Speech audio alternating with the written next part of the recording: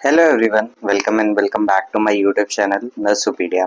आज की इस वीडियो के अंदर हम लोग previous year question paper solve करने वाले हैं। पीडियाट्रिक नर्सिंग या फिर चाइल्ड हेल्थ नर्सिंग जिसे आप लोग बोलते हो। ये पेपर अप्रैल 2025 का है। ठीक है, तो चलिए हम लोग शुरू करते हैं बिना टाइम वेस्ट किए हुए। सबसे पहले टिक द करेक्ट ऑप्शंस होते हैं, तो उन्हें हम पहले सॉल्व करते हैं। तो पहला क्वेश्चन है हमारा, encephalitis is inflammation of. Encephalitis किस चीज के इन्फ्लेमेशन को बोलते हैं? तो ये ब्रेन के इन्फ्लेमेशन को बोलते हैं। ब्रेन का जो ग्रे मैटर और व्हाइट मैटर होता है उनके अंदर जब इन्फ्लेमेशन हो जाता है तो एंसेफेलाइटिस होता है। मेनिंजाइटिस और एंसेफेलाइटिस दोनों में ही आप क्लियर रहिएगा कि ब्रेन की इन्फ्लेमेशन को एंसेफेलाइटिस कहते हैं और ब्रेन की जो कवरिंग होती है उसको हम मेनिंजाइटिस बोलते हैं, उसके इन्फ्लेमेशन को। सेकेंड क्वेश्चन है हमारा, हाइपोस्पैंडियासिस। हाइपोस्पैंडियासिस इज अ डिफेक्ट ऑफ। तो यहाँ पे मैंने दोनों के ही आपको डायग्राम दिखा दिए हैं, हाइपोस्पैंडियासिस और एपीस्पैंडियासिस। अगर मान लो अगले एग्जाम में एपीस्पैंडियासिस आ जाता है तो इसमें क्या होता है, यूरेथ्रल ओपनिंग जो होती है वेंट्रल सरफेस पे हो जाती है, यानी कि नॉर्मल की जगह उससे नीचे की तरफ हो जाती है। और एपीस्पैंडियासिस में ये नॉर्मल की जगह पे ऊपर की तरफ हो जाती है। हाइपो और एपी से ही क्लियर है कि हाइपो का मतलब कम होता है और एपी का मतलब ऊपर होता है, तो उसी हिसाब से आप देख लेना। तो ये कहाँ का डिफेक्ट होता है? ये जेनेट्रो यूरिनरी सिस्टम का डिफेक्ट होता है। इसमें क्या होता है, फिनाइल यूरेथ्रा जो है ऊपर या नीचे की तरफ हो जाती है। In which stage of age toilet training is provided. Toilet training कब प्रोवाइड की जाती है? तो टॉयलेट ट्रेनिंग टॉडलर्स को प्रोवाइड की जाती है। Option D. Primary dentition erupts at. Primary dentition यानी कि जो मिल्क टीथ्स होते हैं उन्हीं को हम प्राइमरी डेंटिशन भी बोलते हैं। तो मिल्क टीथ कब से स्टार्ट होते हैं निकलना? Milk teeths erupt at 6 month. और कब कंप्लीट हो जाते हैं तो वो भी याद रखना।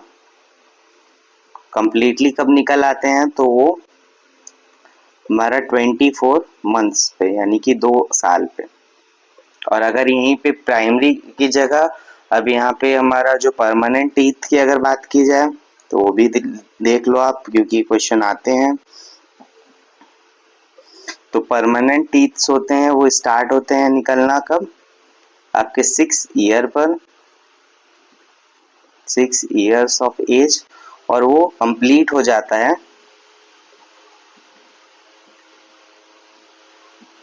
कंप्लीट होता है ये हमारा 24 इयर्स पर। तो इसे याद रखना, प्राइमरी में क्या होता है हमारा जो है 6 मंथ से शुरू होता है और कंप्लीट होता है 24 मंथ्स पे। और जो हमारा सेकेंडरी डेंटिशन होता है, ये जो परमानेंट टीथ्स होते हैं वो 6 इयर्स पे स्टार्ट होते हैं निकलना और 24 इयर्स तक कंप्लीटली निकल जाते हैं। फिर नेक्स्ट क्वेश्चन है हमारा, route of DPT vaccine. DPT vaccine देने का क्या रूट रहता है ये बताना है आपको। तो डीपीटी वैक्सीन हमारा आईएम रूट से दी जाती है, ये याद रखना आप लोग।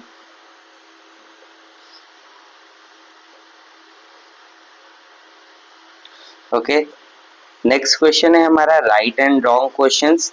तो राइट एंड रॉन्ग में पहला हमारा क्वेश्चन है, dyslexia is a learning disability that makes it difficult to read and write. यहाँ पे रीड ये इमेज की वजह से कवर हो गया है, तो यहाँ पे लिख लो रीड और राइट, है ना।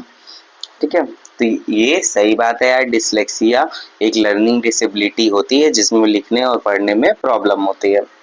अब ये नेक्स्ट क्वेश्चन है हमारा, in lordosis the spine curvature is outward. तो यहाँ पे मैंने इमेज लगा रखी है, देखो नॉर्मल पोस्चर कैसे होता है, ऐसे सीधा। और जो हमारा लॉर्डोसिस होता है उसके अंदर क्या हुआ, स्पाइन तो अंदर की तरफ से, आदमी तो बाहर की तरफ निकल जाता है, लेकिन स्पाइन क्या होती है अंदर की तरफ जा रही, इनवर्ड जा रही है। तो ये गलत है, इसमें क्या हो रहा है, इनवर्ड जा रही है। थर्ड क्वेश्चन है हमारा, cerebral palsy is due to abnormal brain development often before birth. Birth से पहले एबनॉर्मल ब्रेन डेवलपमेंट हुआ है उसकी वजह से सेरिब्रल पाल्सी होती है, तो हाँ ये ट्रू है। नेक्स्ट क्वेश्चन है हमारा, fistula is abnormal connection between two body parts. हाँ तो ये यही होता है, आपने पढ़ा होगा, आपका डिजीज में एक होती है ट्रैकियो इसोफेजियल फिस्टुला बोलते हैं उसको। उसमें क्या होता है, ट्रैकिया और इसोफेगस अलग अलग तरह से जो है जॉइंट हो जाती है, उसके कई सारे टाइप्स होते हैं। तो यहाँ पे यही मतलब होता है फिस्टुला का कि जब कनेक्शन हो जाता है कोई दो बॉडी पार्ट्स के अंदर, तो ये ट्रू है। फिफ्थ क्वेश्चन है हमारा, coarctation of aorta occurs when aorta dilate. तो नहीं, कोआर्क्टेशन ऑफ एओर्टा में क्या होता है, एओर्टा का जो ल्यूमेन होता है वो कंस्ट्रिक्ट हो जाता है, ठीक है, उसमें कंस्ट्रिक्शन होता है, तो ये गलत है। चलिए फिर नेक्स्ट क्वेश्चन हम देखते हैं, फिलिंग द ब्लैंक्स हैं हमारे। तो पहला तो बहुत सिंपल क्वेश्चन पूछा है, full form of BCG. BCG का फुल फॉर्म सबको याद होगा, बैसिलस कैलमिटी ग्विरिन। क्या ये किस लिए दी जाती है, तो ये टीबी से बचने के लिए दिया जाता है, ठीक है, टीबी। ये वैक्सीनेशन करता है माइकोबैक्टीरियम ट्यूबरकुलोसिस के against. Toddler period is from, toddler हम कब से कब तक बोलते हैं, ईयर्स में पूछा हुआ है, तो आपको ईयर्स में बताना है, 1 to 3 ईयर्स की एज को हम टॉडलर पीरियड बोलते हैं। Glomerulonephritis is the inflammation of, तो ग्लोमेरुलोनेफ्राइटिस किसका इन्फ्लामेशन होता है, ग्लोमेरुलस का।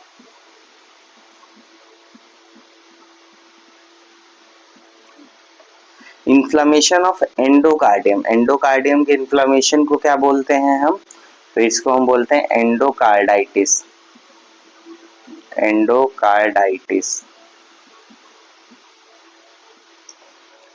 Leukaemia is the cancer of, normally तो इसे हम ब्लड कैंसर बोलते हैं, तो आप और अच्छे से लिख सकते हो, ब्लड कैंसर तो बोलते हैं इसको, प्लस इसमें क्या होता है, WBC यानी कि वाइट ब्लड सेल्स का ही कैंसर होता है, ठीक है। तो चलिए अब हम लोग चलते हैं शॉर्ट आंसर टाइप क्वेश्चंस पे। आपको पता होगा कि 6 क्वेश्चंस आते हैं आपके एग्जाम के अंदर, बता आपको क्या है 4 क्वेश्चंस को ही अटेम्प्ट करना होता है, ठीक है। तो पहला क्वेश्चन है हमारा, describe the role of paediatric nurse in the child care. Child care में पीडियाट्रिक नर्स के क्या रोल होते हैं वो हमें बताना है। मैं सारे क्वेश्चंस एक बार पढ़ देता हूँ, फिर उसके बाद हम आंसर्स को एक फ्लो में करेंगे। सेकेंड क्वेश्चन है हमारा, describe the effect of hospitalisation on the family of the child. Third question है, write about the nursing management of child suffering from failure to thrive. Failure to thrive यानी कि FTT में क्या nursing management रहता है, आपको ये बताना है। नेक्स्ट क्वेश्चन है, explain menstrual hygiene, write about weaning, describe the importance of play for childrens, ठीक है। तो चलिए अब हम लोग एक एक करके सारे आंसर्स को समझते हैं। पहला क्वेश्चन था हमारा, role of paediatric nurse in child care. तो पीडियाट्रिक नर्स क्या है, उसका रोल बहुत ज़्यादा वाइटल होता है in the promotion of health and wellbeing of infant, childrens and adolescents. Their responsibility includes, पहला क्या है, health promotion and disease prevention, educating parents, caregiver on the nutrition, immunization, hygiene and growth milestones, conducting routine screening, growth, development and vision and hearing। मतलब routine screening करनी है और क्या है, educate करना है पेशेंट के जो है पेरेंट्स को और केयर गिवर्स को कि अच्छा न्यूट्रिशन प्रोवाइड करें, इम्यूनाइजेशन टाइमली करवाएं, हाइजीन मेंटेन करके रखें, और उनको एक जो बच्चों के ग्रोथ माइलस्टोन्स होते हैं उनके बारे में भी उनको हम बताएंगे। नेक्स्ट पॉइंट है हमारा, असेसमेंट एंड मॉनिटरिंग। तो इसके अंदर क्या करते हैं, हम असेसमेंट करते हैं, जो भी फिजिकल एंड डेवलपमेंटल असेसमेंट होते हैं। Observe for early signs of illness and developmental delays, तो यहाँ पे ऑब्जर्वेशन करना होता है कोई इलनेस होने के अर्ली साइंस जो होते हैं। और जो डेवलपमेंटल डिलेज है, अगर मान लो कि बच्चे का वजन डबल हो जाना चाहिए 6 महीने के अंदर, और अगर नहीं होता है तो क्या है, डेवलपमेंटल डिले है, उसको हमें ऑब्जर्व करना है और उसका ट्रीटमेंट प्रोवाइड करवाना है उसको, पेशेंट को, बच्चे को। Provide direct nursing care, direct nursing care तो प्रोवाइड करनी है, मेडिकेशंस, वैक्सीन, आईवी फ्लूइड्स, ये सब तो प्रोवाइड करना है। Pain management, comfort measures for appropriate age, assisting with diagnostic test and treatment. तो यहाँ पे जो पूरा नर्स वाला काम होता है वो भी करना है इसके अंदर, ठीक है। Family centred care, family centred care provide करी जाती है आज के टाइम पे, आपने ट्रेंड्स इन पीडियाट्रिक पढ़ा होगा। Involving parents, care giver in the care plan and decision making, providing emotional support and guidance to reduce parental anxiety। Health education और काउंसलिंग करनी है। Teaching about the home care, self practice, disease management like asthma, diabetes, ये सब को कैसे manage करते हैं, इसका हेल्थ एजुकेशन और काउंसलिंग देंगे फैमिलीज को। Families for hospital discharge and follow up care. Advocacy, acting as a child advocate to ensure their rights, safety and best interest are protected। यानी कि यहाँ पे क्या, जो भी बच्चे के राइट्स होते हैं उनको हम वहाँ पे एडवोकेट करेंगे, यानी कि अगर मान लो कोई उसके राइट्स को वॉलिटेट कर रहा होता है तो उसके खिलाफ हमको आवाज उठाना है। Coordinating with multi disciplinary teams, यानी कि कोऑर्डिनेट करना होता है डॉक्टर्स के साथ, सोशल वर्कर के साथ, थेरेपिस्ट के साथ में। Emergency and critical care, recognizing and responding promptly to life-threatening conditions like respiratory distress, dehydration, supporting families during crisis। जो भी इमरजेंसी के टाइम पे मान लो लाइफ थ्रेटनिंग प्रॉब्लम हो रही है, रेस्पिरेटरी प्रॉब्लम हो रहा है, डिहाइड्रेशन हो रहा है, या कोई भी क्राइसिस की सिचुएशन आ रही है, तो वहाँ पे हमें फैमिली को सपोर्ट करना है और वहाँ पे उस कंडीशन को रिकॉग्नाइज करके रिस्पॉन्ड करना है, यानी कि उसका ट्रीटमेंट प्रोवाइड करना है, उसको फर्स्ट एड प्रोवाइड करना है बेबी को। Documentation and communication, accurately record observation, intervention and outcome, clearly hand over between the shifts and the team. ठीक है, तो यहाँ पे क्या होता है, डॉक्यूमेंटेशन इसीलिए किया जाता है ना, ताकि हैंड ओवर करने में प्रॉब्लम ना हो। शिफ्ट्स के बीच में शिफ्ट चेंज हो जाएगी तो दूसरा वाला आएगा तो वो कैसे समझेगा, डॉक्यूमेंट्स के थ्रू ही तो समझेगा। तो डॉक्यूमेंटेशन हमेशा अच्छा रखना चाहिए। नेक्स्ट है effect of hospitalisation on the family of the child. यहाँ पे चाइल्ड का नहीं पूछा, यहाँ पे फैमिली ऑफ द चाइल्ड पूछा, यानी कि बच्चे के परिवार पे क्या फर्क पड़ेगा हॉस्पिटलाइज होने पर। When a child is hospitalized, it does not affect only child. It also has emotional, social and financial effect on the whole family। ऐसा नहीं है कि मतलब हॉस्पिटलाइज होने पर बच्चे के सिर्फ बच्चे पर ही नहीं फर्क पड़ता है, उसके पूरी फैमिली पे फर्क पड़ता है, इमोशनली, सोशली और फाइनेंशियली। ठीक है, इसको हम समझते हैं अच्छे से। इमोशनली इफेक्ट क्या पड़ता है, पेरेंट्स के अंदर क्या होता है, एंजाइटी और फियर आता है कि बच्चे की इलनेस, मतलब बच्चा ठीक होगा नहीं होगा, वो कितनी टाइम लगेगा ठीक होने में, ये सब एंजाइटी रहती है पेशेंट्स को हमेशा। Guilt, they may blame themselves for the child condition और डिले इन सीकिंग केयर। यहाँ पे क्या है, गिल्ट होता है पेरेंट्स के अंदर कि हमको और जल्दी डॉक्टर के पास लेके आना था बच्चे को, या हमारी वजह से बच्चे की कंडीशन ऐसे हो गई, हमने ध्यान नहीं दिया, ये सब चीज़ें सोचते हैं। सैडनेस और depression, seeing the child in pain and on hospitalization can lead to emotional distress। क्या होता है ना, कई बार बच्चा अगर रो रहा होता है हॉस्पिटल आने के बाद तो उसकी माँ भी रोने लग जाती है, तो यही चीज़ यहाँ पे बताई गई कि बच्चे के साथ साथ वो भी रोने लग जाती हैं। एंगर और frustration, sometimes directed to at health care provider और द सिचुएशन। कभी कभी देखते नहीं हो कि जो हॉस्पिटल के अंदर आते हैं पेशेंट के रिलेटिव्स, वो कई बार क्या होता है हेल्थ केयर प्रोवाइडर्स पे, यानी कि डॉक्टर्स पे, नर्सेस पे जो है गुस्सा करने लग जाते हैं, किसी भी बात को लेकर, छोटी छोटी बातों पर लेके बहुत ज़्यादा लड़ाइयाँ हो जाती हैं, अक्सर होता रहता है ये सब हॉस्पिटल में। Disruption of family roles, one parent में stay in the hospital while the other manage home. हाँ, इफेक्ट पड़ेगा फैमिली के रोल्स में। अगर मान लो बच्चा हॉस्पिटल में, तो एक पेरेंट को हॉस्पिटल में बच्चे के साथ रहना होगा और दूसरा वाला जो है काम करेगा, घर संभालेगा, ये सब चीज़ें वो करेगा अकेले। और सिबलिंग्स में फील निग्लेक्टेड और जेलस टू लेस अटेंशन। मान लो अगर जो बच्चा है उसके कोई भाई बहन है, तो अब पेरेंट्स क्या होगा, जो बच्चा हॉस्पिटलाइज्ड है उस पर ज़्यादा ध्यान देंगे, तो उनको ऐसा लग सकता है कि माँ मम्मी पापा जो है हमारे ऊपर ध्यान नहीं दे रहे हैं, हमें निग्लेक्ट कर रहे हैं, उनके अंदर जेलसी हो सकती है। Family routine and work schedule child care arrangement में डिस्टर्ब। ठीक है, पूरा मतलब रूटीन डिस्टर्ब हो जाएगा, उनका जो वर्क शेड्यूल है उनको ऑफ लेने पड़ेंगे अपनी जॉब से, ये सब चीज़ें हैं। फाइनेंशियल स्ट्रेस, फाइनेंशियल स्ट्रेस तो आएगा ही, हॉस्पिटलाइज होगा अगर कोई बच्चा मान लो, तो उसमें ट्रीटमेंट का कॉस्ट लगता है, मेडिसिन का कॉस्ट होता है, हॉस्पिटल में रहने के लिए चार्जेस लगते हैं, तो इसकी वजह से इनकम लॉस होगा।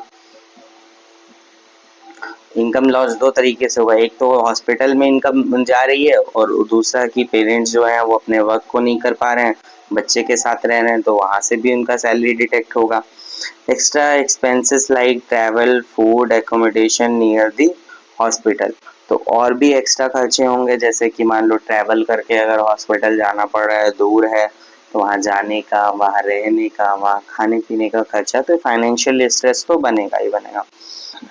Social impact, less interaction with relatives, friends and community, isolation due to being in the hospital environment, reduced participation in social and cultural activities। मतलब जो सोशल रिलेटिव्स होते हैं, फ्रेंड्स होते हैं, कम्युनिटी में इंटरेक्ट नहीं कर पाएगा बच्चे के साथ हॉस्पिटल में, तो कैसे ही इंटरेक्ट करेगा, वहाँ पे आइसोलेट हो जाएंगे हॉस्पिटल के एनवायरनमेंट की वजह से, जिसकी वजह से वो सोशल कोई भी कल्चरल एक्टिविटी हो रही है तो वहाँ पार्टिसिपेट नहीं कर पाएंगे।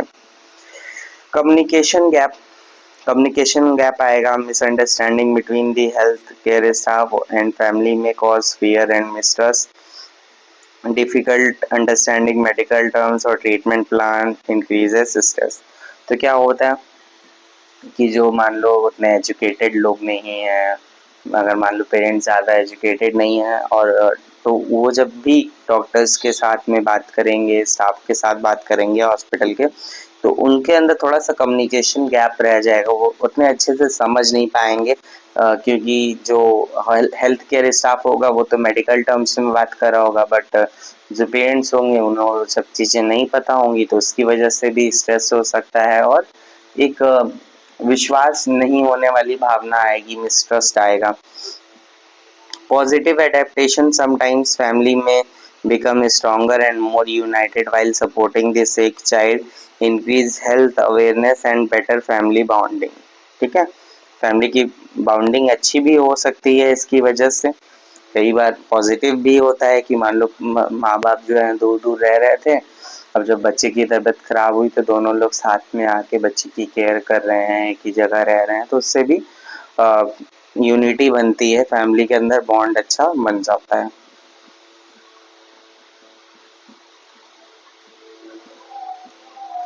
नेक्स्ट क्वेश्चन था हमारा, nursing management for the child suffering from failure to thrive.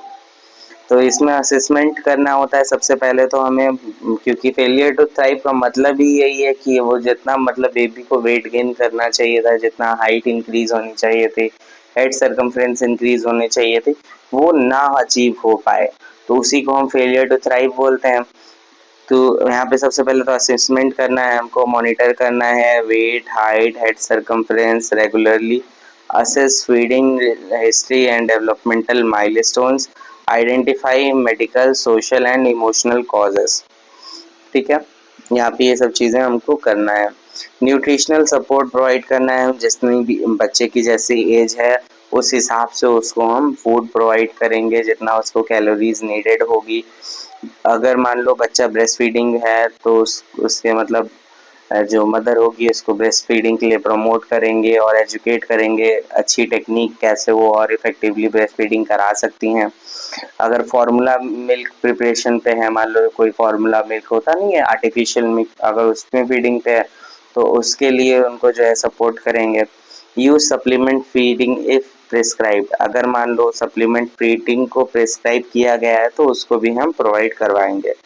Family education, teach balance nutrition proper feeding techniques, family को एजुकेट करना है हमको बैलेंस डाइट पे और प्रॉपर न्यूट्रिशन प्रॉपर फीडिंग पे, ठीक है। Encourage bonding and positive feeding interaction, educate about hygiene and infection prevention, ये सब चीज़ें बतानी है हमको फैमिली को।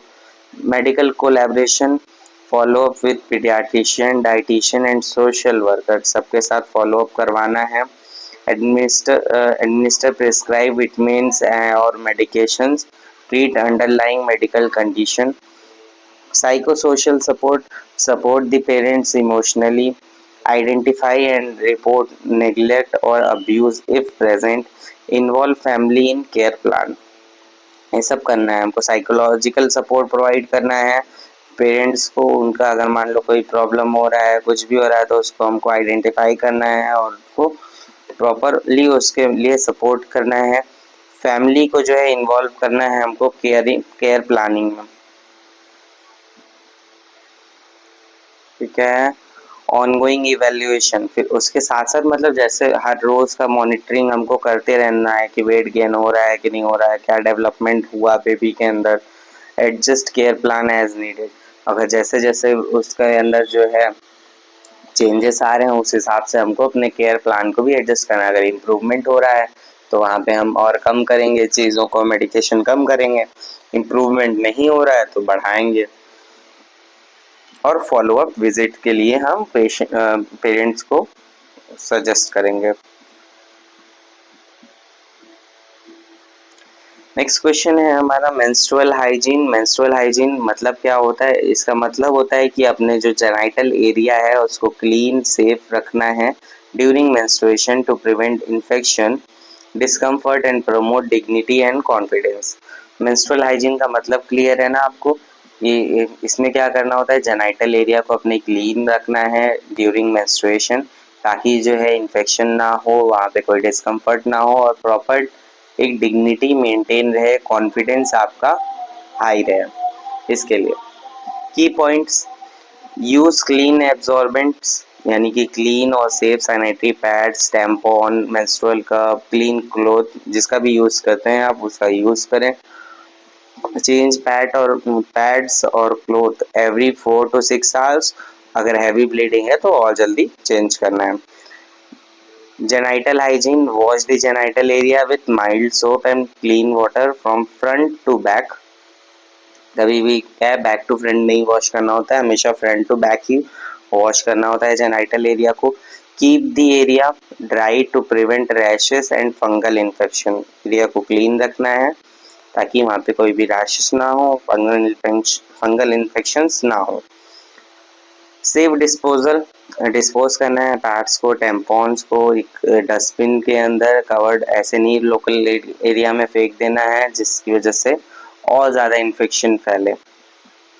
और पैड्स को टेम्पॉन्स को कभी भी टॉयलेट में फ्लश नहीं करना होता। Comfort and clothing, wear clean comfortable breathable cotton underwear, change underwear daily और if it becomes wet and soiled. Nutrition and hydration, eat a balanced diet rich in iron, vitamins to compensate for blood loss। Diet अच्छी लेना होता है, iron vitamins उसके अंदर present हो क्योंकि blood loss हो रहा है तो उसको कंपनसेट करने की ज़रूरत होती है। Drink adequate water to maintain hydration. Awareness and education, know normal और एबनॉर्मल मेंस्ट्रुएशन पैटर्न, आपको पता होना चाहिए नॉर्मल पैटर्न क्या है, एबनॉर्मल पैटर्न क्या है, हैवी ब्लीडिंग हम कब कहते हैं और सीवियर ब्लीडिंग कब बोलते हैं, ठीक है। अगर हैवी ब्लीडिंग हम कब कहते हैं, अगर मान लो 1 घंटे के अंदर 2 पैड्स अगर स्टेन हो रहे हैं तो आप कह सकते हो कि हैवी ब्लीडिंग है। Seek medical help for irregular cycles, pain or signs of infection. Break myths and taboos to protect to promote safe practices and reduce stigma। जो नेगेटिव बिहेवियर्स रहता है, नेगेटिव फीलिंग होती है उसको कम करने के लिए हमको ये सब करना है, मिथ्स जो भी हैं उनको हटाना है। नेक्स्ट क्वेश्चन है हमारा वीनिंग था क्वेश्चन, तो weaning Weaning is the gradual introduction of solid or semi-solid food to infant diet along with continued breastfeeding, usually started when the breast milk alone is not longer sufficient for the growth and development. इसका मतलब है weaning एक process होता है जिसके अंदर हम solid या सेमी सॉलिड फूड्स को बच्चे को इन्फेंट को जो है उसकी डाइट में इंक्लूड करने लगते हैं साथ साथ में ब्रेस्ट फीडिंग के, क्योंकि ब्रेस्ट फीडिंग जो है कुछ टाइम के बाद वो उतना ज़्यादा इफेक्टिव नहीं होती है ग्रोथ एंड डेवलपमेंट के लिए। तो इसकी डेफिनेशन क्या है? The process of shifting from exclusive breast feeding to mix diet breast milk plus other foods. यानी कि क्या होता है, शुरू में तो एक्सक्लूसिव ब्रेस्ट फीडिंग कराने को बोला जाता है, तो ये आपको पता होगा 6 मंथ के लिए कराया जाता है। तो वीनिंग कब से स्टार्ट करेंगे? 6 मंथ के बाद स्टार्ट करेंगे। तो वीनिंग में क्या करते हैं, मिक्स डाइट होती है, ब्रेस्ट मिल्क के साथ साथ अदर फूड्स भी दिए जाते हैं। आइडियल एज क्या होती है? Generally started around 6 month age पर WHO। तो वीनिंग कब स्टार्ट करनी है? 6 मंथ पे, क्योंकि 6 मंथ तक हमने क्या किया, ब्रेस्ट फीडिंग कराई और एक्सक्लूसिव ब्रेस्ट फीडिंग कराई, उसके बाद क्या है, दोनों मिक्स्ड कराना होता है। इसमें पर्पस क्या होता है इसका? To meet the increase nutritional need. क्या होता है, न्यूट्रिशनल नीड बच्चे की धीरे धीरे बढ़ जाती है, आयरन, प्रोटीन और एनर्जी की। To develop chewing and swallowing skills को डेवलप करने के लिए। To prepare child for family food को ईट करने के लिए, जैसे मान लो अलग अलग फैमिली का अलग अलग होता है, कुछ क्या होता है वेजिटेरियन होते हैं, कुछ नॉन वेजिटेरियन होते हैं, तो वहाँ से ही बच्चे को हम सिखाना शुरू करते हैं कि आपको वेजिटेरियन डाइट लेनी है कि नॉन वेजिटेरियन डाइट लेनी है। बाद में जाके बड़ा होने के बाद वो कुछ भी करे, लेकिन वहाँ पे हमें उस तरह से सिखाया जाता है।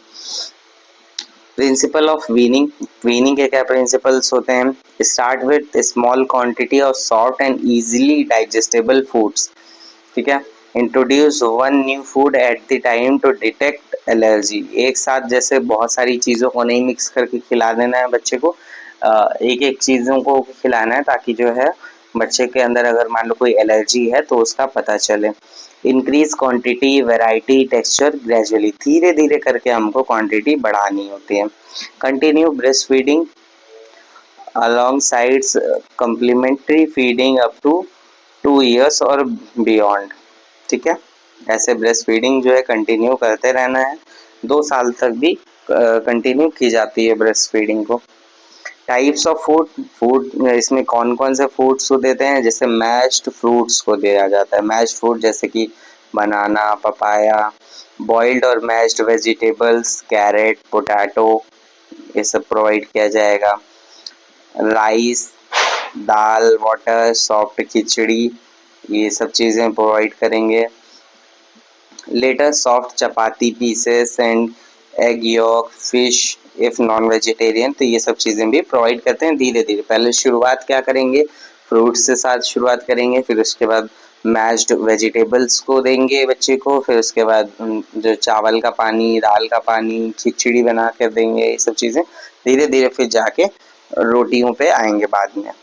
हाइजीन इसके अंदर मेंटेन करना होता है, wash hand, use clean utensil, store food safely to prevent infection. Caution क्या है? अवॉइड करना है spicy, salty and very sugary और hard to chew foods initially. Avoid bottle feeding to reduce risk of infection. Watch for choking hazard, मान लो ये क्या है, सेमी सॉलिड फूड्स हैं तो यहाँ पे चोकिंग हो सकती है, तो उसके लिए भी हमको ध्यान रखना है। ये लास्ट क्वेश्चन था हमारा, देख लेते हैं इसको भी हम। Importance of play for a child के लिए क्या है, खेलना कितना ज़्यादा इम्पोर्टेंट होता है ये मैं आपको बताऊंगा। कि play is a natural and essential activity for children. क्या है, खेलना कूदना क्या है, एक नेचुरल और ज़रूरी एक्टिविटी है बच्चों के लिए। It helps in overall growth, learning and emotional wellbeing. ठीक है, इसमें क्या है, पहला तो फिजिकल डेवलपमेंट। खेलने कूदने से क्या होता है, मसल्स जो होती हैं वो मजबूत रहती हैं, उनके बीच में कोऑर्डिनेशन अच्छा होता है, मोटर स्किल्स अच्छी होती हैं, promotes good health and fitness. Cognitive development, encourage problem solving, creativity, imagination. इससे क्या होता है, फिजिकल डेवलपमेंट होता है, उसके साथ साथ हमारा कॉग्निटिव डेवलपमेंट भी होता है। बच्चे अगर मान लो खेलते कूदते हैं तो उसमें थोड़ा थोड़ा वो प्रॉब्लम सॉल्विंग सीखते हैं, क्रिएटिविटी आती है बच्चों के अंदर। ठीक है, help children explore the environment and learn new concepts. तो वो खुद से जाके नई नई चीज़ों को सीखते हैं, कुछ बनाते हैं, कुछ तोड़ते फोड़ते हैं। तो यहाँ से क्या होता है, उनका कॉग्निटिव डेवलपमेंट होता है। Emotional development provides a safe outlet to express feeling. यहाँ पे क्या होता है, बच्चे गेम खेल के जो है खुद की फीलिंग्स को एक्सप्रेस कर पाते हैं। स्ट्रेस, एंजाइटी, फ्रस्ट्रेशन कम होता है। Build self confidence and independence. Social development में क्या होता है, teachers sharing, cooperation, team work. यहाँ पे क्या होता है, जैसे बच्चे कई सारे, अकेले तो कोई बच्चा खेलता नहीं, ग्रुप में खेलते हैं। तो उससे क्या होता है, आपस में वो लोग जो उनके टॉयज होते हैं उसको शेयर करते हैं एक साथ, मतलब पूरा टीम बना के। जैसे मान लो क्रिकेट खेल रहे हैं तो उसमें कई सारे लोगों की जरूरत है ना, एक बैटिंग करेगा, एक बॉलिंग करेगा, एक फील्डिंग करेगा, एक कीपिंग करेगा। तो उस तरह से उनका एक टीम वर्क होता है, एक टीम बना के खेलते हैं ना बच्चे। तो उस तरह से सोशल डेवलपमेंट भी होता है। इसमें क्या, help children learn rules and acceptable behaviour. यहाँ पे रूल्स भी सीखते हैं बच्चे। यहाँ से क्या होता है, फ्रेंडशिप बनाते हैं, कम्युनिकेशन स्किल्स को सीखते हैं। Moral development through group play childrens learn fairness, honesty and empathy. Preparation for future roles, role playing game, जैसे कि कोई डॉक्टर बन जाता है, कोई टीचर बन जाता है। ऐसे ऐसे करके बच्चे क्या होता है, अपना आगे का जो उनका गोल होता है वो भी वहाँ से थोड़ा थोड़ा उनको क्लियरिटी आने लगती है। थेरापेटिक वैल्यू क्या होती है, used in hospital to reduce fear and promote recovery. Hospital में भी प्ले थेरेपी का यूज़ किया जाता है। जैसे मान लो कोई बच्चा है, छोटा बच्चा है, हॉस्पिटलाइज्ड है, तो वहाँ पे क्या होगा, वो डरेगा। इसीलिए वहाँ पे थोड़े बहुत खिलौने होते हैं हॉस्पिटल्स के अंदर, जो पीडियाट्रिक हॉस्पिटल होते हैं, ताकि बच्चे जो हैं वहाँ पे भी थोड़ा एंजॉय कर सकें, उनका जो है फियर कम हो, उन्हें वहाँ पे अच्छा लगे। और अगर अच्छा फील करेंगे तो उससे उनकी रिकवरी भी जल्दी होगी। चलिए फिर अब हम चलते हैं लॉन्ग आंसर टाइप क्वेश्चंस पे, यानी कि आंसर इन डिटेल टाइप। यहाँ पे भी आपको 6 क्वेश्चंस दिए होते हैं, जिनमें से आपको बस 4 क्वेश्चन ही करने होते हैं।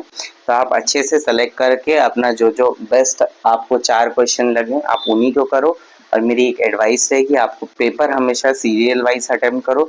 अगर मान लो आप पहले से ही डिसाइड कर लो आपको कौन कौन सा अटेम्प्ट करना है, मान लो आपको फर्स्ट अटेम्प्ट करना है, थर्ड अटेम्प्ट करना है, फिर फिफ्थ अटेम्प्ट करना है और फोर्थ अटेम्प्ट करना है। तो आप ऐसे नहीं जाओ कि पहले फर्स्ट लिख लिया, थर्ड लिख लिया, फिर उसके बाद फिफ्थ लिख लिया, फिर फोर्थ लिख दिया, ऐसे नहीं।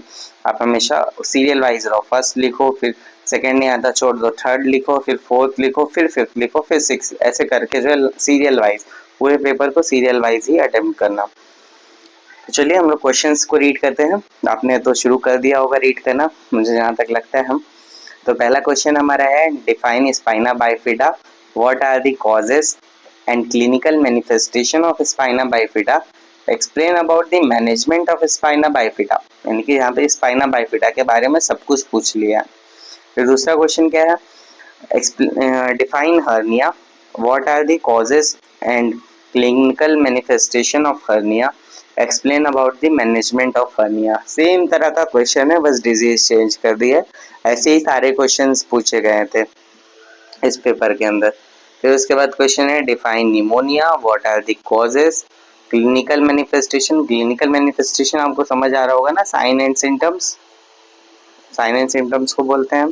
Of pneumonia, explain about the management of pneumonia. Define TOF, what are the causes and clinical manifestation of TOF, explain about the management of TOF। यहाँ पे TOF यानी कि टेट्रालॉजी ऑफ फेलोट, आपका एक कार्डियोवेस्कुलर की डिजीज है, congenital heart disease है, तो वो पूछा गया है। फिर है नेक्स्ट हमारा question, define appendicitis, what are the causes and clinical manifestation of appendicitis, explain about the management of appendicitis.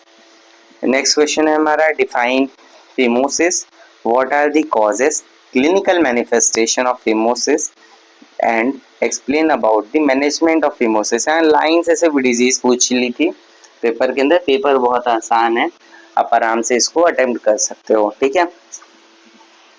तो चलो शुरू करते हैं फिर हम लोग।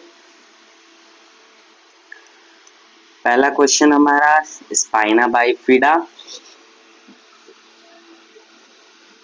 Definition, spina bifida is a neural tube defect, याद रखना it is a neural tube defect, जिसके अंदर क्या होता है, there is a incomplete closure of spinal column during fetal development leading to the gap in the vertebrae and sometime protrusion of the meninges और the spinal cord। ये देख सकते हो यहाँ पे मैंने एक इमेज लगा रखी है, इसमें देख सकते हो बच्चे के बैक में कैसे ये यहाँ पे एक सैक निकला हुआ दिख रहा है, इसी को जो है स्पाइना बाइफिडा बोलते हैं। इसमें क्या होता है, जब हमारे वर्टिब्रल कॉलम्स जो होते हैं अगर वो सही से जो है जॉइंट नहीं हो पाते, उनके बीच में गैप रह जाता है, तो उसके थ्रू स्पाइनल कॉर्ड बाहर निकल आती है, उसी को हम बोलते हैं स्पाइना बाइफिडा। तो एक बार और इमेज देख लो अच्छे से, मैं इसको हटा देता हूँ। तो चलिए देखते हैं इसके कॉजेस क्या रहते हैं, कॉजेस या फिर रिस्क फैक्टर्स। तो कॉजेस क्या है, मेन तो होता है ये फॉलिक एसिड की कमी की वजह से, जेनेटिक फैक्टर्स की वजह से, मैटरनल डायबिटीज और ओबेसिटी। मेनली क्या माना गया है कि ये फॉलिक एसिड की डेफिशिएंसी की वजह से होता है मेनली, बट ये सारे भी हो सकते हैं causes, genetic factor, maternal diabetes और obesity. Certain medications during pregnancy like anti seizure drugs जो होती हैं उनके यूज करने से, मैटरनल एक्सपोजर टू रेडिएशन और infection, family history of neural tube defect, ये सब कॉजेस हो सकते हैं इसके। अब है क्लिनिकल मैनिफेस्टेशन। क्लिनिकल मैनिफेस्टेशन देखो क्या है, टाइप्स होते हैं स्पाइना बाइफिडा के कई सारे, तो मैंने जो है टाइप्स को और उसके जो है क्लिनिकल मैनिफेस्टेशन के साथ में लिख दिया, आप चाहो तो अलग अलग भी लिख सकते हो। तो स्पाइना बाइफिडा के 3 टाइप होते हैं, स्पाइना बाइफिडा अकल्टा, स्पाइना बाइफिडा क्या होता है मेनिंजोसील और माइलो मेलिंजोसील, ये 3 टाइप का होता है। इसमें क्या होता है अकल्टा के अंदर क्या होता है, बस इसमें क्या होता है गैप रह जाता है, वहाँ पे कोई भी सैक नहीं निकलता है बाहर की तरफ हमारी पीठ पे, बस हाँ थोड़े हेयर्स रहते हैं वहाँ पे, जहाँ पे भी गैप होगा वहाँ पे हेयर्स निकल आएंगे, ठीक है। और मेनिंजोसील में क्या होता है, इसके अंदर स्पाइनल कॉर्ड नहीं निकलती है, बस ये जो हमारा मेनिंजेस होती है, जो कवरिंग होती है वो बाहर की तरफ आ जाती है और उसके अंदर सीएसएफ भरा हुआ था, तो ऐसे सैक की तरह पीछे निकल आता है। और फिर जो थर्ड टाइप होता है ये सबसे ज़्यादा डेंजरस होता है, ये माइलो मेनिंगोसील। इसके अंदर क्या होता है आपका ये मेनिंजेस और सीएसएफ तो निकला ही, उसके साथ साथ स्पाइनल कॉर्ड भी बाहर की तरफ निकल जाती है। तो चलिए इसके टाइप्स को हम समझते हैं। स्पाइना बाइफिडा अकल्टा माइल्ड होता है, इसमें क्या होता है कोई भी सिम्टम्स नहीं आते, जैसा कि मैंने बताया, बस यहाँ पे क्या होता है हेयर्स, डिम्पल और बर्थ मार्क की तरह प्रेजेंट रहता है। अब मेनिंगोसील के अंदर क्या होता है protrusion of meninges through the vertebral defect, जो वर्टिब्रल डिफेक्ट है यहाँ पे उसके थ्रू देखो मेनिंजेस बाहर की तरफ निकल के आ गई है। Sac like swelling filled with cerebrospinal fluid, इसके अंदर क्या होता है सैक लाइक स्ट्रक्चर बन जाता है जिसके अंदर सीएसएफ प्रेजेंट होता है, बट यहाँ पे क्या होता है नर्व्स नहीं आती, यानी कि स्पाइनल कॉर्ड बाहर की तरफ नहीं आती है, तो इसके अंदर कोई भी न्यूरोलॉजिकल डिफेक्ट्स नहीं आते, बस एक सैक जैसा पीछे बेबी के प्रेजेंट रहता है। जो नेक्स्ट वाला होता है मैंने बताया ये सबसे ज्यादा सीवियर होता है माइलो मेनिंगोसील। इसके अंदर क्या होता है protrusion of meninges and spinal cord या नर्व्स, मेनिंजेस के साथ साथ स्पाइनल कॉर्ड नर्व्स भी बाहर की तरफ आ जाती हैं। पार्शियली या कंप्लीट पैरालिसिस हो जाता है इसके अंदर, लॉस ऑफ सेंसेशन, ब्लैडर और बॉवेल डिसफंक्शनिंग होती है, यानी कि पहले समझो इसको, पार्शियल या कंप्लीट पैरालिसिस हो सकता है इसके अंदर, लॉस ऑफ सेंसेशन होता है। अच्छा मैं इसके जो है क्लिनिकल मैनिफेस्टेशन को पेन से मार्क कर देता हूँ। इसमें क्या होता है पार्शियल और कंप्लीट पैरालिसिस हो जाता है, लॉस ऑफ सेंसेशन रहेगा लोअर बॉडी पार्ट के अंदर, ब्लैडर और बॉवेल डिसफंक्शनिंग होगी, यानी कि बच्चे को क्या होगा ब्लैडर और बॉवेल कंट्रोल नहीं कर पाएगा बच्चा। ऑर्थोपेडिक डिफॉर्मिटीज हो सकती हैं, हिप डिसलोकेशन हो सकता है, क्लब फुट हो सकते हैं। Risk of hydrocephalus and infection, meningitis होने के चांसेस रहते हैं और हाइड्रोसिफेलस होने के भी चांसेस रहते हैं ऐसे बच्चे के अंदर। अब इसके मैनेजमेंट के लिए क्या क्या किया जाता है, तो यहाँ पे मैनेजमेंट जो है 3-4 टाइप का दिया हुआ है। जैसे कि बच्चा अगर मान लो अभी प्रेगनेंसी बस स्टार्ट हुई है, तो यहाँ पे प्री नेटल केयर में क्या प्रोवाइड करते हैं, यहाँ पे जैसे कि मेनली फॉलिक एसिड की कमी की वजह से होता है, इसलिए यहाँ पे फॉलिक एसिड की जो है टैबलेट्स प्रोवाइड की जाती हैं प्रेगनेंसी के अंदर। बिफोर कंसेप्शन यानी कि प्रेगनेंसी कंसीव होने के 1 महीने पहले से स्टार्ट करना होता है। बट अगर मान लो आपने जो है प्लान्ड प्रेगनेंसी नहीं है, तो आपको जब पता चला है प्रेगनेंसी का, तब से आपको फॉलिक एसिड की टैबलेट्स को लेना है 400 से 800 microgram per day 1 month before conception.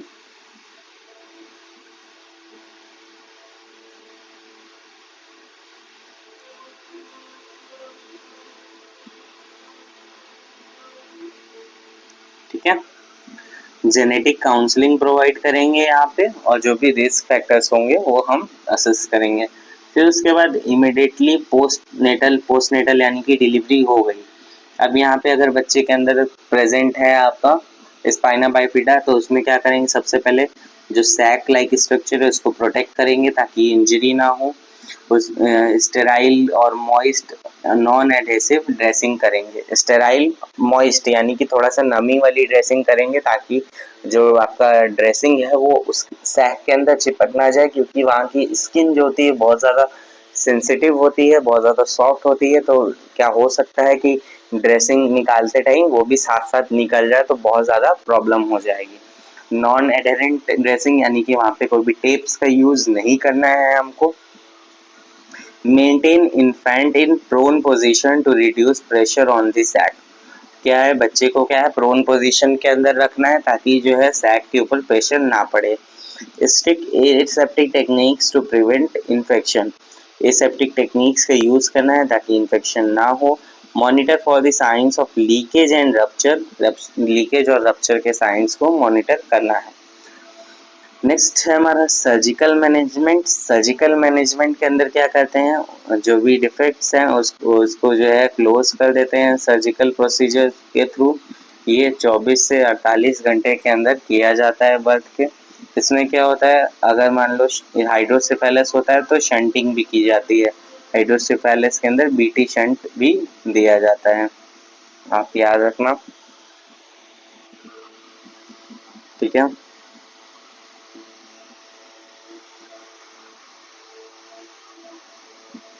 इसकी जो सर्जरी होती है उसका नाम मैं सोच रहा था कब से, तो इसका नाम होता है लेमिनोप्लास्टी।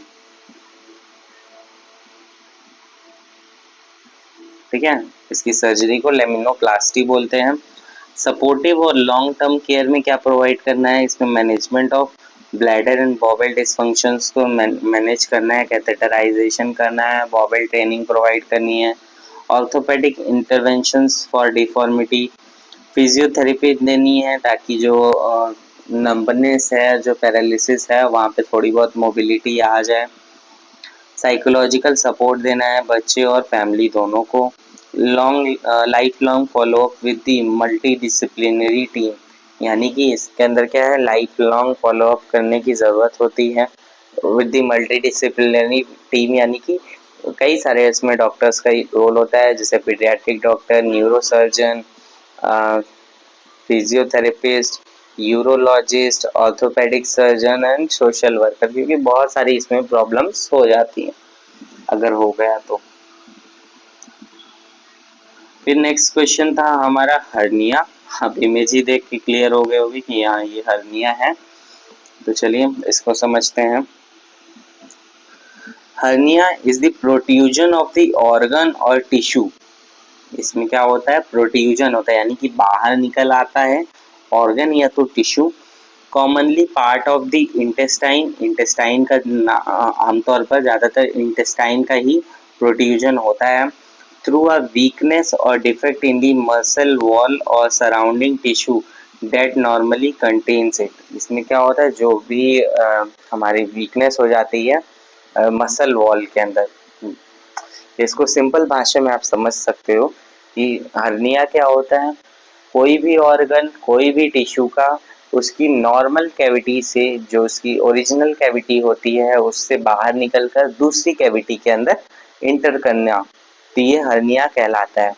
जैसे कि यहाँ पे क्या है, इंटेस्टाइनल हर्निया दिखाया गया है। तो इंटेस्टाइनल हर्निया कब हुआ, जब इंटेस्टाइन्स एब्डोमिनल कैविटी से निकलकर बाहर अम्बिलिकस के पास आने लग गई, तो वहां पे हर्निया हो गया। ठीक है, अब इसके कॉजेस क्या रहते हैं। कॉजेस है इंक्रीज इंट्रा एब्डोमिनल प्रेशर। जब इंट्रा एब्डोमिनल प्रेशर बढ़ जाएगा, या तो कफिंग के टाइम पे, कॉन्स्टिपेशन पे, या तो हैवी लिफ्टिंग पे। हैवी लिफ्टिंग के टाइम पे देखा होगा, इसीलिए लोग बेल्ट्स का यूज करते हैं। कंजेनाइटल मसल वीकनेस और डिफेक्ट्स, प्रीवियस एब्डोमिनल सर्जरीज, जैसे पहले की कोई किसी की एब्डोमिनल सर्जरी हुई है तब, ओबिसिटी की वजह से, प्रेगनेंसी के अंदर, एजिंग की वजह से, क्योंकि मसल्स वीक हो जाती हैं, एसाइटिस हो जाता है, इसके अंदर फ्लूइड भर जाता है एब्डोमेन में, स्ट्रेनिंग ड्यूरिंग यूरिनेशन और डेफिकेशन के टाइम पे, अगर मान लो किसी कोई स्ट्रेनिंग होती है, कोई मान लो प्रेशर ज़्यादा लगाता है, प्रोस्टेट का इनलार्जमेंट है, या फिर मान लो क्रॉनिक कॉन्स्टिपेशन है, तब ये होने के चांसेस रहते हैं। क्लिनिकल मैनिफेस्टेशन या फिर साइन और सिम्टम, विजिबल और पाल्पेबल बल्ज यानी कि मास जो है निकला हुआ दिखे, फील होगा, दिखेगा। ठीक है, usually in groin, abdomen and umbilical area. ये यहीं पे होता है, ग्रोइन एरिया यानी कि जो जेनाइटल पार्ट के अपर वाला एरिया होता है, एब्डोमिनल रीजन के अंदर, या फिर अम्बिलिकल रीजन में ये देखने को मिलता है। क्या देखने को मिलता है, एक मास का एक बल्जिंग पार्ट दिखाई देता है। Swelling increases with coughing, straining and standing. ये क्या होगा, ये बढ़ जाएगा अगर कोई इंसान कफ कर रहा है, खांस रहा है, या फिर स्ट्रेनिंग कर रहा है, मतलब प्रेशर लगा रहा है, खड़ा हो रहा है तब। डल एक और discomfort at the site may worse with the activity. Reducible hernia bulge goes back when pushed और लाइंग डाउन। यानी कि क्या होता है, जब हम इस जो बल्जिंग पार्ट है, हर्निया है, इसको अगर हम पुश करते हैं तो ये वापस से अपनी जगह पे चला जाता है, और वापस से अगर फिर से सांस लेते हैं या कफिंग होती है तो फिर से वापस से ये बाहर आ जाएगा। Irreducible incarcerated hernia, bulge can not be pushed back, risk of strangulation. ठीक है, जो रिड्यूसिबल हर्निया होता है उसके अंदर बल्ज वापस से अंदर चला जाता है, पुश कर सकते हैं। पर इररिड्यूसिबल हर्निया क्या होता है, इसके अंदर बल्ज को वापस से पुश अंदर नहीं किया जा सकता। ये जो स्ट्रैंगुलेटेड हर्निया होता है ये वेरी पेनफुल होता है, टेंडरनेस रहती है, redness, nausea, vomiting, possible bowel obstruction, surgical emergency होती है। जब भी बॉवेल ऑब्स्ट्रक्शन होता है, अगर इंटेस्टाइन का पार्ट, मान लो ये हमारी इंटेस्टाइन है नॉर्मली, अब यहाँ पे क्या हुआ, एब्डोमेन का कुछ पार्ट, यहाँ पे जो एब्डोमिनल वॉल्स हैं वो कमज़ोर हो गई, और ये इंटेस्टाइन यहाँ से ऐसे निकल के बाहर आ गई। ठीक है, ये एक पार्ट रहा, ये दूसरा रहा, तो ये यहाँ पे जाके क्या किया, यहाँ पे नैरोइंग हो गई। अगर नैरोइंग हो गई तो यहाँ पे क्या होगा, ऑब्स्ट्रक्शन हो जाएगा। ऑब्स्ट्रक्शन, तो ऑब्स्ट्रक्शन की वजह से क्या होगा, यहाँ पे हमको इमरजेंसी सर्जरी करनी पड़ेगी, क्योंकि अगर बॉवेल आगे नहीं बढ़ेगा तो कई बार क्या होता है, मुंह से बॉवेल बाहर आने लग जाता है, अगर ये और ज़्यादा सीवियर हुआ तो। ठीक है, अब इसके मैनेजमेंट क्या होते हैं हर्निया के मैनेजमेंट के अंदर क्या होता है, कंजर्वेटिव और सपोर्टिव मैनेजमेंट पहले देखते हैं हम। Life style modification, weight reduction यानी कि वजन कम करने के लिए बोलेंगे। कफ अगर हो रहा है, कॉन्स्टिपेशन हो रहा है, तो इसको कम करने के लिए हम ट्रीटमेंट प्रोवाइड करेंगे। अवॉइड हैवी लिफ्टिंग और स्ट्रेनिंग और हैवी लिफ्टिंग को अवॉइड करें। अगर मान लो जो जिम वगैरह करते हैं तो उन लोग को अच्छे से प्रॉपर अपना बेल्ट वगैरह यूज़ करना चाहिए वेट लिफ्टिंग के टाइम पे। यूज़ ऑफ थ्रश और हर्निया बेल्ट, देख रहे हो, hernia belt temporary for the selected patient who are not surgical candidates. मतलब कुछ जो पेशेंट हैं जिनको सर्जरी उतनी ज़्यादा इम्पोर्टेंट नहीं है उनके लिए, तो उनको हर्निया की बेल्ट पहननी चाहिए। सर्जिकल मैनेजमेंट, ठीक है, सर्जिकल मैनेजमेंट क्या होता है? हर्नियोप्लास्टी और हर्नियोरेफी। सर्जिकल रिपेयर और defect by suturing the muscle wall, ये होता है। हर्नियोप्लास्टी क्या होता है? Repair with the use of mesh to reinforce the weak area.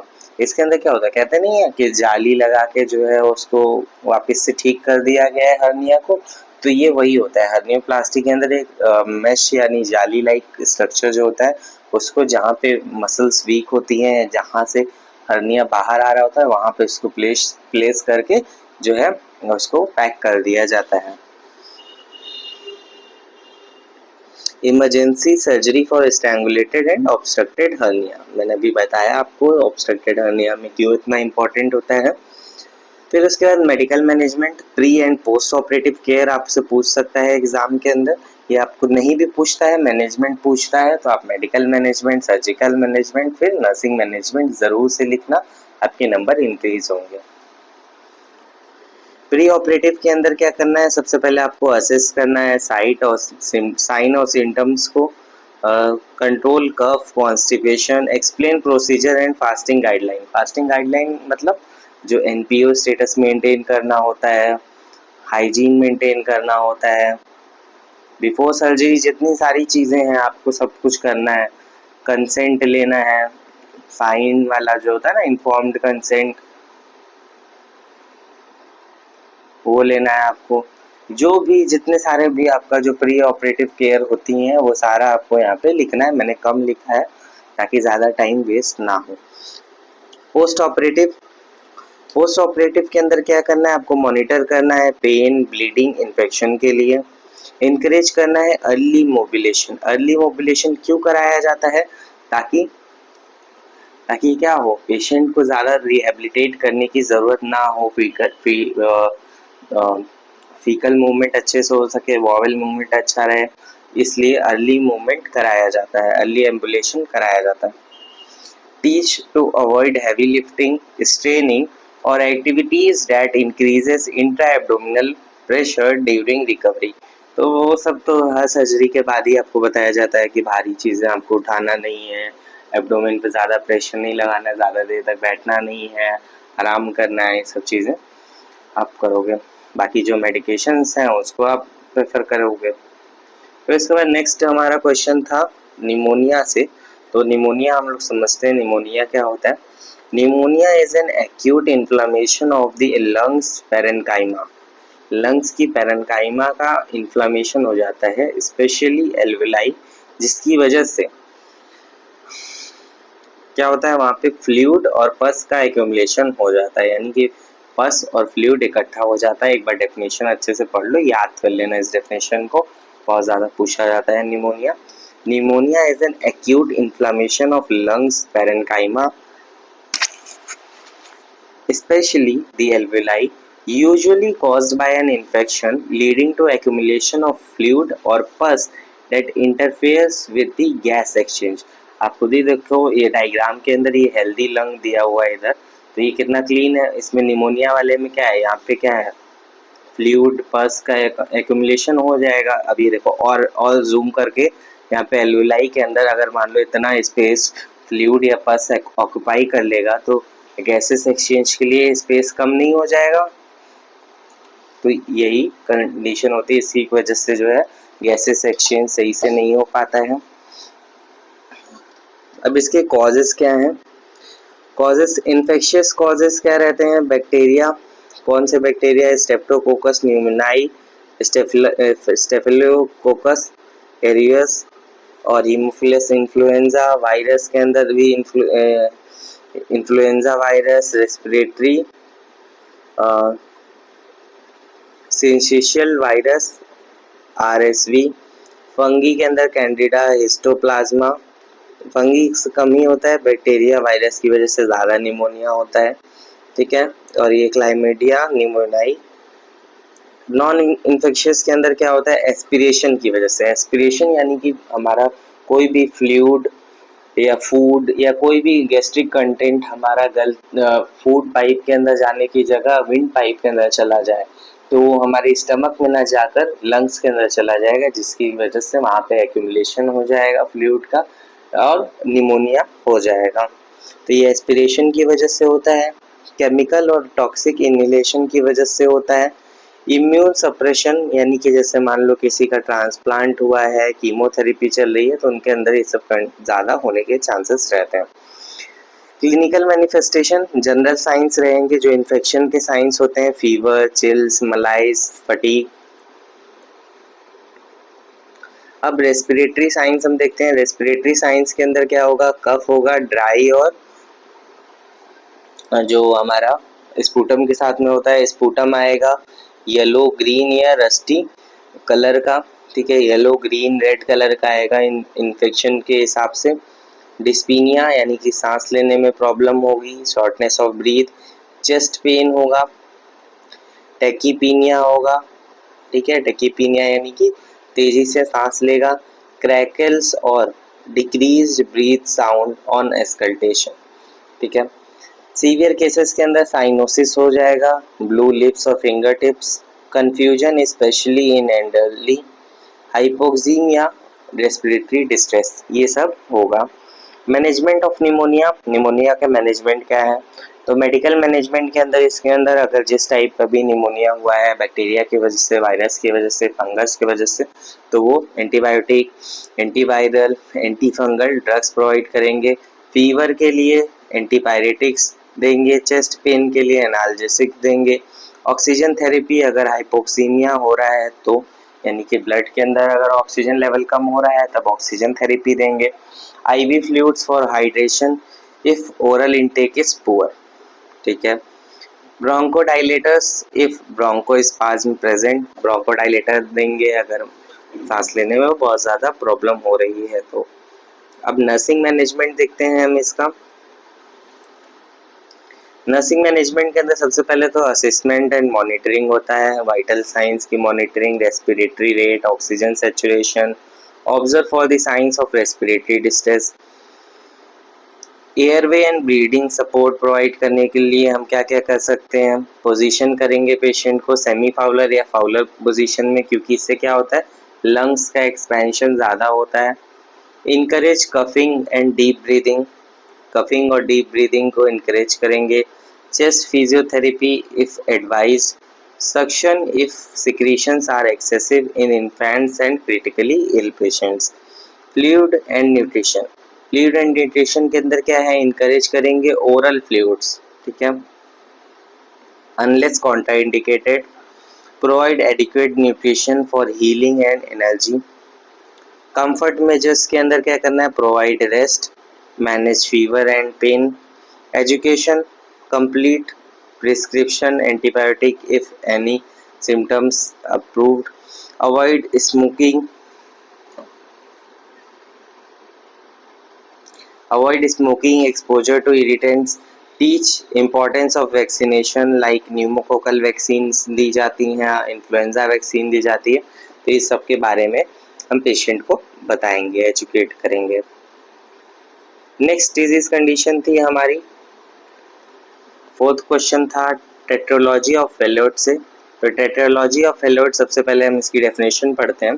Tetralogy of फेलोइड, इसको शॉर्ट फॉर्म में TOF भी बोलते हैं, is a congenital heart disease that consist of 4 abnormality of the heart leading to the cyanotic blue heart disease due to mixing of oxygenated and deoxygenated blood. यानी कि मतलब क्या हुआ कि TOF एक कंजेनाइटल हार्ट डिजीज है जिसके अंदर 4 एबनॉर्मेलिटीज होती हैं।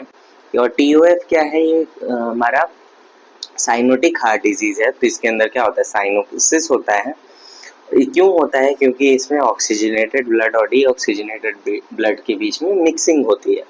तो सबसे पहले हम देखते हैं 4 डिफेक्ट्स। तो 4 डिफेक्ट कौन कौन से होते हैं। पहला होता है पल्मोनरी स्टेनोसिस, दूसरा होता है वेंट्रिकुलर सेप्टल डिफेक्ट VSD, तीसरा है overriding of aorta, and last is right ventricular hypertrophy. अब इसका मतलब समझते हैं। पल्मोनरी स्टेनोसिस, स्टेनोसिस का मतलब क्या होता है? नैरोइंग, ठीक है, narrowing of pulmonary valve, pulmonary valve की नैरोइंग। जैसे कि यहाँ डायग्राम में आप देख सकते हो, ये पल्मोनरी वाल्व है, उसका स्टेनोसिस हुआ है, यानी कि नैरोइंग हो गई है। फिर वीएसडी सबको पता होगा, इसमें क्या होता है? होल प्रेजेंट होता है एक राइट और लेफ्ट वेंट्रिकल के बीच में, ठीक है। तो आप यहाँ डायग्राम में देख सकते हो, ये होल है, ये वीएसडी वाला, ठीक है। Over reading of aorta, over reading of aorta का मतलब होता है कि एओर्टा जो है, जहाँ पे आपका वीएसडी प्रेजेंट है, उसके जस्ट ऊपर एओर्टा की ओपनिंग है। तो क्या होता है कि दोनों वेंट्रिकल से ब्लड एओर्टा के अंदर जाने लग जाता है, मिक्स्ड ब्लड, ठीक है। जैसे aorta position above VSD receiving blood from both ventricles, ठीक है। तो इससे क्या होगा? मिक्सिंग होने लगेगा ऑक्सीजनेटेड डीऑक्सीजनेटेड ब्लड की। फिर right ventricular hypertrophy, right ventricular hypertrophy का मतलब है thickening of right ventricle due to increased workload. क्या होता है? राइट वेंट्रिकल पे वर्कलोड बढ़ जाता है, ठीक है, जिसकी वजह से वहाँ पे थिकनिंग होगी। सोचो, राइट वेंट्रिकल पे वर्कलोड कैसे बढ़ गया है यहाँ पे? क्योंकि राइट वेंट्रिकल ब्लड कहाँ पंप करता है? ये पंप करता है हमारा, कहाँ पे पंप करता है? ये हमारे लंग्स तो पंप करता है, ठीक है, लंग्स को पंप करता है, किसके थ्रू? पल्मोनरी वाल्व के थ्रू, ठीक है। तो यहाँ पे क्या हो? पल्मोनरी वाल्व में स्टेनोसिस हो गया, तो वहां से लंग्स में ब्लड नहीं जा पा रहा है, जिसकी वजह से वेंट्रिकल को, राइट वेंट्रिकल को ज्यादा काम करना पड़ रहा है, जिसकी वजह से उसकी वॉल्स में थिकनिंग हो जाती है। अब इसके कॉजेस हम देखते हैं। Exact cause is unknown, exact cause जब अननोन होता है तो उसको हम क्या बोलते हैं? आइडियोपैथिक,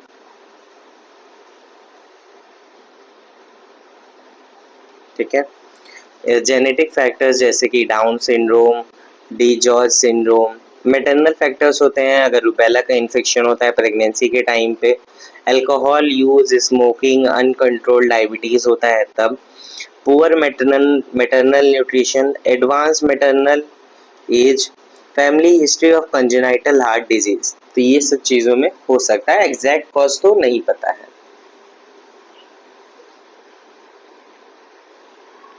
फिर हम क्लिनिकल मैनिफेस्टेशंस देखते हैं।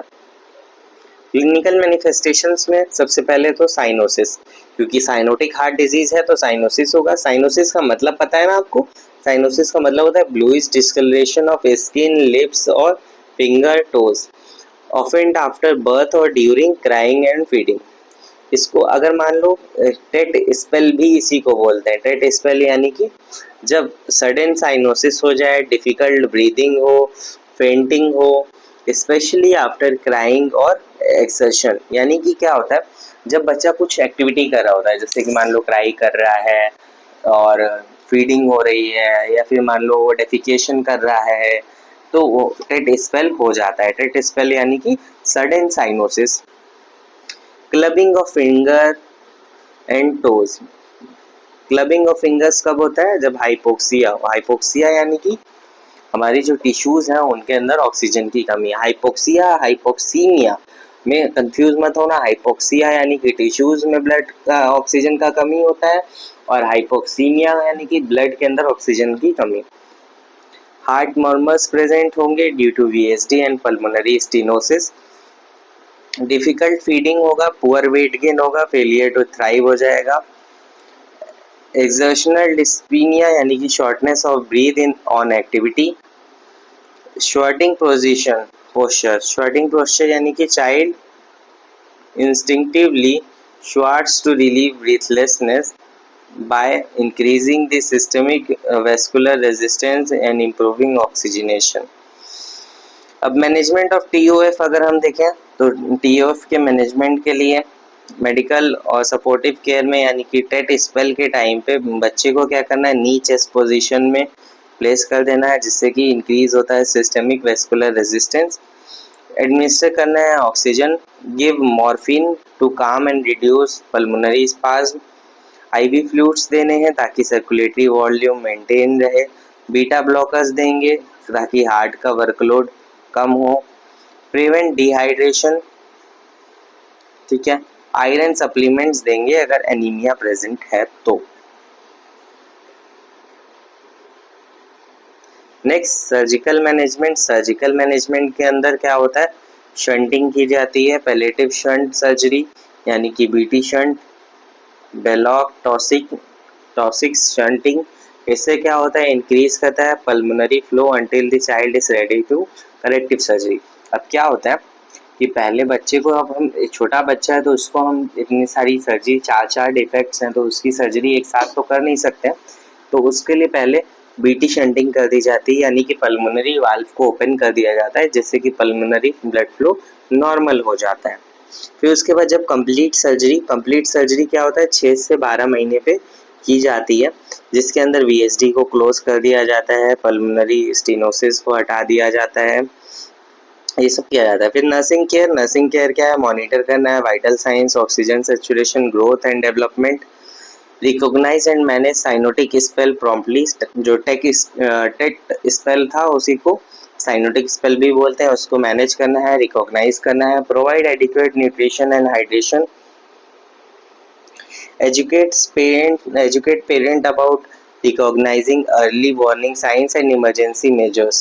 यानी कि पेरेंट्स को जो है पेशेंट के, हमको अर्ली वार्निंग साइंस के बारे में बताना है, और जो इमरजेंसी मेजर्स हैं यानी कि मान लो टेट स्पेल हुआ उस टाइम पे वो क्या कर सकते हैं, बच्चे को नी चेस्ट पोजीशन में प्लेस कर सकते हैं जिससे कि ऑक्सीजनेशन बढ़ जाएगा।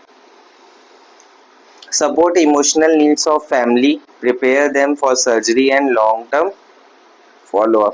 फॉलोअप के लिए जो है उनको प्रिपेयर करेंगे। नेक्स्ट क्वेश्चन था हमारा अपेंडिसाइटिस। अपेंडिसाइटिस की डेफिनेशन क्या होती है, appendicitis is the inflammation of the vermiform appendix, a small finger like projection from the caecum. क्या होता है, ये सीकम हमारे लार्ज इंटेस्टाइन का पार्ट है, उससे क्या होता है एक स्मॉल फिंगर लाइक प्रोजेक्शन बाहर निकला होता है जिसे हम अपेंडिक्स बोलते हैं। जब इसकी वर्नी फॉर्म यानी कि जो इसकी लेयर होती है उसके अंदर इन्फ्लामेशन हो जाता है तो उसी को अपेंडिसाइटिस बोलते हैं। ये इन्फेक्शन की वजह से हो सकता है, नेक्रोसिस की वजह से हो सकता है, और अगर ये ट्रीट नहीं होता है तो ये फट भी सकता है।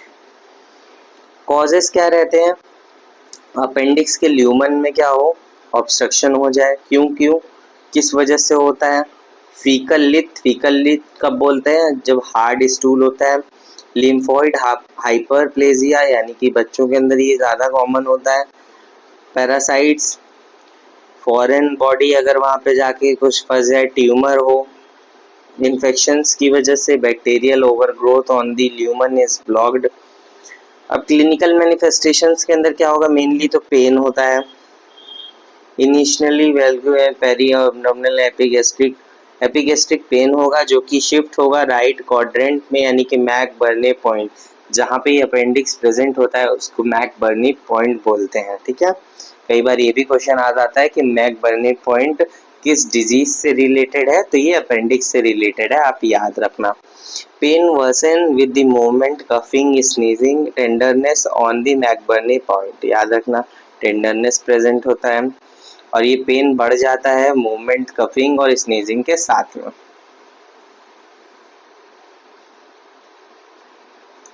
नेक्स्ट और क्या साइन एंड सिम्टम्स रहते हैं, नोजिया वोमिटिंग होगा, लॉस ऑफ एपेटाइट हो जाएगा, mild fever, constipation with diarrhoea sometimes.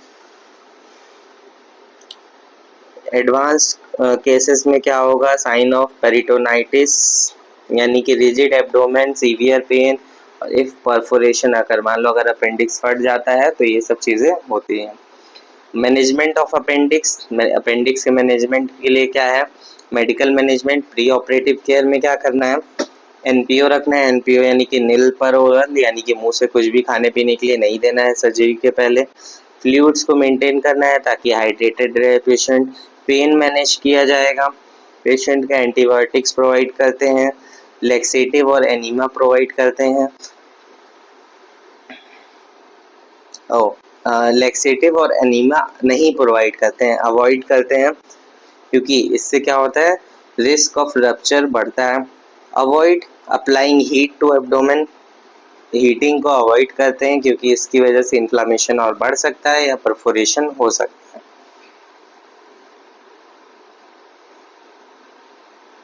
Surgical management के अंदर क्या किया जाता है, अपेंडेक्टोमी की जाती है, इसमें रिमूव कर दिया जाता है अपेंडिक्स को, या ओपन अपेंडेक्टोमी, लेप्रोस्कोपिक अपेंडेक्टोमी, दो तरह का होता है।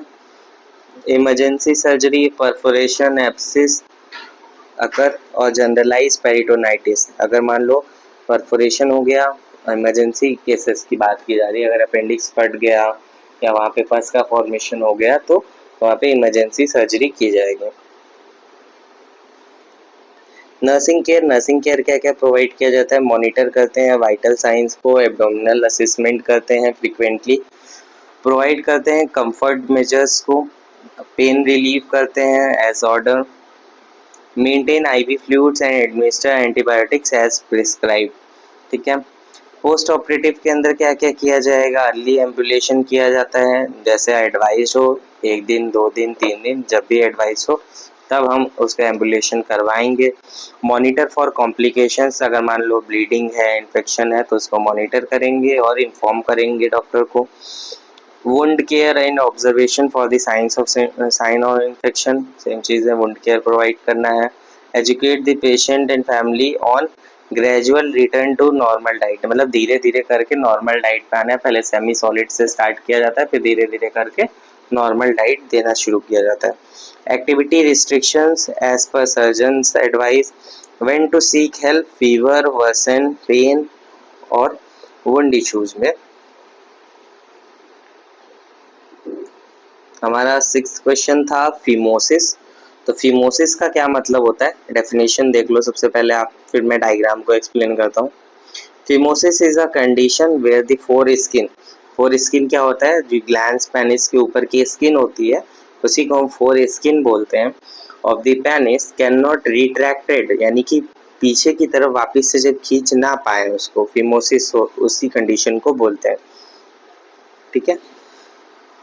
यानी कि जो ये ग्लैंड्स पेनिस के ऊपर स्किन प्रेजेंट होती है, जब ये पीछे की तरफ, जैसे नॉर्मली क्या है ऐसे पीछे की तरफ चली जानी चाहिए, बट जब ये पीछे की तरफ नहीं जा पाती है, यहीं पे स्टक हो जाती है और बहुत ज़्यादा पेन करता है पीछे की तरफ खींचने में, या पेन करता है और बिल्कुल मतलब पीछे जाती नहीं है, तो उसको उस कंडीशन को फिमोसिस बोलते हैं। ठीक है, मैं इरेज कर दे रहा हूँ। ईटियोलॉजी, इसके कॉजेज क्या क्या रहते हैं, कॉजेज क्या है, नॉर्मल होता है ये, फिजियोलॉजिकल, न्यूबॉर्न्स या जो छोटे बच्चे होते हैं उनके अंदर नेचुरली ये स्किन ग्लैंड्स पेनिस के ऊपर प्रेजेंट होती है। This usually resolves with age, और एज के साथ साथ वो धीरे धीरे वापस जाने लग जाती है। पैथोलॉजिकल कि मतलब इन्फ्लामेशन की वजह से हो जाता है, या इन्फेक्शन हो जाए, ब्लेनाइटिस हो जाए, ब्लेनो पोस्टियाइटिस हो जाए, ये जो ग्लैंड्स, ये जो इस इन्फ्लामेशन है उसको बोलते हैं। Poor hygiene leading to chronic inflammation, अगर सही से साफ सफाई नहीं करता है कोई इंसान तो भी हो जाता है ये। Repeated forceful retraction causing micro tear and scarring, अगर मान लो कोई ज़बरदस्ती इसको पीछे की तरफ खींचता है तो वहाँ पे टेयरिंग होगा और स्कारिंग हो जाएगा, यानी कि घाव बन जाएगा। स्किन कंडीशंस जैसे एक्जिमा हो जाए, लिचेंस स्क्लेरोसिस हो जाए, डायबिटीज़ मेलाइटिस में भी इन्फेक्शंस के चांसेस ज़्यादा रहते हैं। इसके क्लिनिकल मैनिफेस्टेशन की अगर हम बात करें तो क्या, inability to retract foreskin over the glans, मतलब पीछे की तरफ स्किन, फोर स्किन जो है वापस नहीं जाएगी। Ballooning of the four skin during urination, urine trapped, क्या होगा जब अगर मान लो स्किन पीछे नहीं जाएगी तो जब यूरिन करेगा, यूरिन आउटपुट आएगा तो वहाँ पे क्या होगा, जब पीछे नहीं जाएगा तो वहाँ पे ये बलून जैसे स्ट्रक्चर बना लेगी फोर स्किन, उसके अंदर यूरिन इकट्ठा हो जाएगा, यूरिन ट्रैप्ड हो जाएगा। पेन और डिस्कम्फर्ट ड्यूरिंग यूरिनेशन और इरेक्शन, समटाइम्स यूरिनेशन और इरेक्शन के टाइम पे जो है पेन होगा। Recurrent infection of foreskin और ग्लैंड्स और फोर स्किन के इन्फेक्शन को, इन्फ्लामेशन को हम ब्लेनाइटिस बोलते हैं। Rare urinary retention, if swelling severe अगर होगी तो यूरिनरी रिटेंशन भी होगा। सीवियर केसेस के अंदर क्या होता है, पैराफिमोसिस यानी कि trapped retracted four skin surgical surgical emergency. Management of phimosis, management of phimosis क्या होता है? कंजर्वेटिव में और medical. Gentle stretching exercise of the four skin, not forceful, मतलब धीरे धीरे स्किन को क्या है पीछे करने की कोशिश करनी है, हल्की हल्की एक्सरसाइज करनी, बहुत ज़्यादा फोर्स नहीं लगाना है यहाँ पे। टॉपिकल स्टेरॉइड्स जैसे कि बीटामेथाजोन का यूज़ किया जाता है ताकि सॉफ्ट हो जाए और लूज हो जाए four skin. Good hygiene maintain रखना है आपको, उसको वॉश करते रहना है, फोर स्किन को क्लीन करते रहना है जब भी रिट्रैक्ट हो। सर्जिकल मैनेजमेंट, सर्जिकल मैनेजमेंट के अंदर क्या होता है? सर्कमसिजन, सर्कमसिजन क्या होता है? Removal of four skin, definitive treatment. तो क्या सर्कमसिजन क्या होता है? इसमें जो फोर स्किन होती है उसको हटा दिया जाता है। प्री पुटिनोप्लास्टी यानी कि surgical widening of four skin, alternative if preservation desired, यानी कि अगर मान लो स्किन रखने का अगर इच्छा है किसी को तो वहाँ पे क्या किया जाता है? प्रीपुटियोप्लास्टी की जाती है जिससे कि उस स्किन को क्या है वाइट कर दिया जाता है और बढ़ा दिया जाता है। ये तो मेनली सर्कमसिजन ही किया जाता है। अब नर्सिंग केयर और नर्सिंग एजुकेशन देखते हैं क्या क्या करना है। Teach parents and caregiver about the normal foreskin development, avoid forceful distraction in the infants and children, यानी कि जो पेरेंट्स हैं केयर गिवर हैं उनको हम बताएंगे कि ये नॉर्मली है, अगर छोटे बच्चों के अंदर ये नॉर्मल होता है, ज़बरदस्ती उसको पीछे खींचने की कोशिश ना करें। Encourage proper penile hygiene when four skin becomes retracted, और जब ये क्या है फोर स्किन पीछे की तरफ चली जाए तो अच्छे से वहाँ पे हाइजीन मेंटेन करना है। Educate about the signs of infection, infection के बारे में हमको बताना है, इन्फेक्शन होता है तो कैसे आपको साइंस देखने को मिलेंगे, रेडनेस, स्वेलिंग, डिस्चार्ज, पेन, और कब उनको जो है केयर के लिए ज़रूरत है, हॉस्पिटल आने की ज़रूरत है, ये भी उनको बताएंगे। Provide pre-operative and post-operative care instructions if surgery is performed, ठीक है। बाकी जो pre operative post operative care है वो सब चीज़ें करेंगे अगर सर्जरी हो रही है तो, ठीक है। यहाँ पे ये हमारा पूरा पेपर कंप्लीट होता है। अगर आपको ये वीडियो अच्छा लगा हो तो लाइक करिएगा, चैनल को सब्सक्राइब करिएगा, क्या। Thank you for watching.